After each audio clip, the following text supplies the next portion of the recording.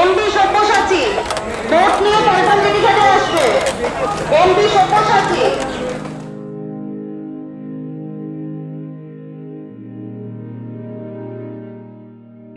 এই ঘাটটা শুধু একটা যাত্রা শুরুর জায়গা নয়, এটা অপেক্ষার নাম।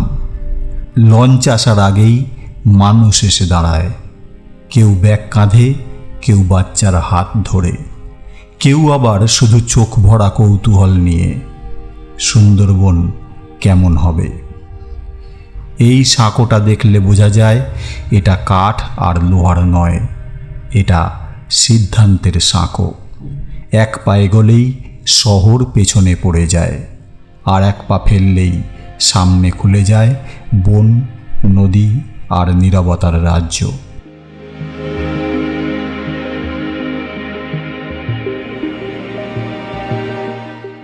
কেউ ঘরে ফিরছে, বনের মানুষ, নদীর মানুষ, তাদের মুখে তাড়া নেই। চেনা জলের ওপর দিয়ে চেনা জীবনে ফেরার শান্তি আছে। আবার কেউ যাচ্ছে প্রথমবার, চোখে প্রশ্ন, মুখে রোমাঞ্চ।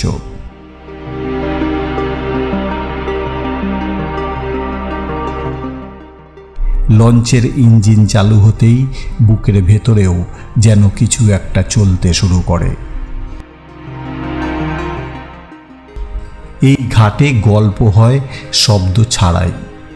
কেউ চুপচাপ বসে থাকেন, কেউ মোবাইলে ভিডিও তোলে, কেউ সন্তানের হাত শক্ত করে ধরে, কারণ সামনে সুন্দরবন, আর সুন্দরবন মানেই অচেনা বিস্ময়।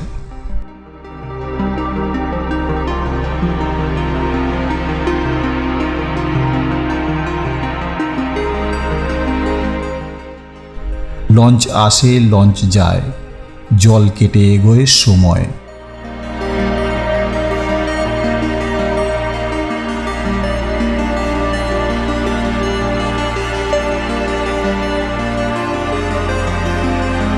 এমপি আরতি পল্টনজেটি ঘাটে আসছে, প্যাসেঞ্জাররা আসুন।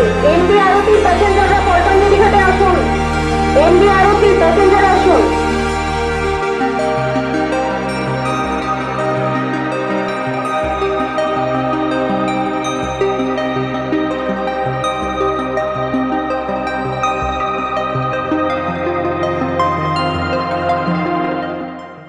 এই সাঁকো দিয়ে হেঁটে যাওয়া মানে শুধু ঘাটে পৌঁছানো নয়, নিজের ভেতরের ভয়, ক্লান্তি আর শহরের কোলাহল পিছনে ফেলে দেওয়া।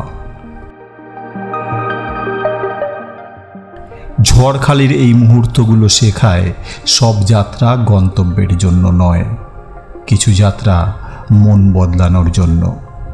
চলুন, যাবেন নাকি সুন্দরবন?